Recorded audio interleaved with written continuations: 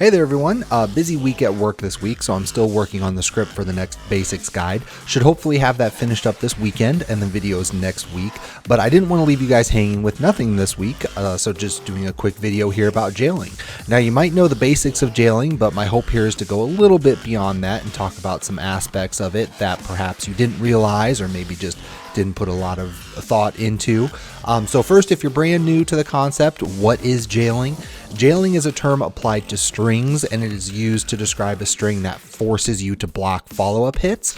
The keyword here is force. You can't move, you can't interrupt, you can't do anything. You literally have to block. You don't have a choice. So since we just did the Fakamon guide, I'm going to use him to start because he has some really good examples to demonstrate this. So first, he has the standard 1-2 jabs, and all standard 1-2s jail. So as you can see here, as soon as I block the first jab, I'm mashing to try to do anything, and it simply won't let me. Even if I hold forward, it's not going to let me do anything. It's always going to give me a block on the second jab, so long as I block the first. Now with jabs, a lot of it has to do with the speed of the string. There's just not enough time for your character to recover to do anything else, so the game just auto blocks for you.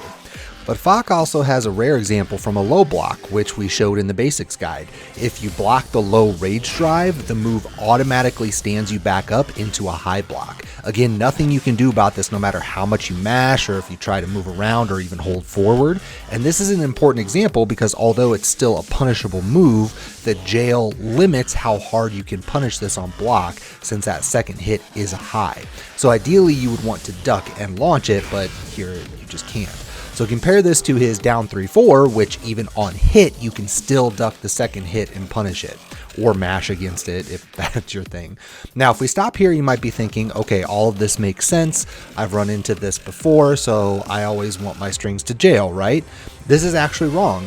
For example, let's look at his down forward 1 string. In a perfect world for Fak players, you would want down forward 1-2 to jail because then your opponent would never be able to duck and punish it. But what about down forward 1-4? Down forward 1-4 is punishable, but it's also intended to catch duckers. Down forward 1-4 is not a natural combo, so if it jailed, you would rarely hit anybody since it would constantly be forcing them to block it. Instead, you want people to be able to duck or mash against down forward 1, since that's where down forward 1-4 becomes a threat. So this is an example of good string synergy. But if we bounce over to Yoshi, he actually has a similar example, but with bad synergy. Coincidentally, it's the same inputs as our example with Fakamram. Yoshi's down forward 1-2 is a mid-high that doesn't jail and can be ducked. His down forward 1-4 is a mid-mid, but it does jail, and it's punishable on top of that. Now this is bad because if your opponent sees the down forward 1, they can simply duck every time with no fear that down forward 1-4 will hit them since it's going to force the block anyway. Now down forward 1 is still a solid move itself, of course, and the strings can be useful. For instance, down forward 1-4 is a natural combo, unlike Fakamam's, but it actually hurts Yoshi that it jails. So jailing can actually be both good and bad.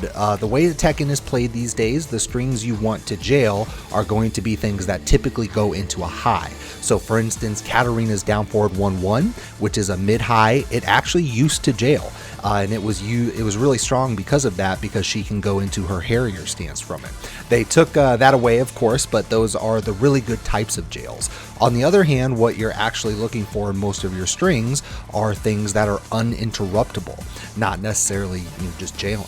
If your opponent has the option to swing into it, then that opens the door to counter hit possibilities. Anyway, it's not a big topic, but still something important to know, especially when you're thinking about the game conceptually. But it's actually a question that pops up a lot with beginners when they try to duck or whatever to get around a string that jails, but the game just won't let them. So it seemed like a nice quick topic to go over and hold you guys over. So thanks for hanging around. Again, I'm working on the next guide video and should hopefully start getting those vids up early next week. Until then, stay safe guys, and we'll see you around.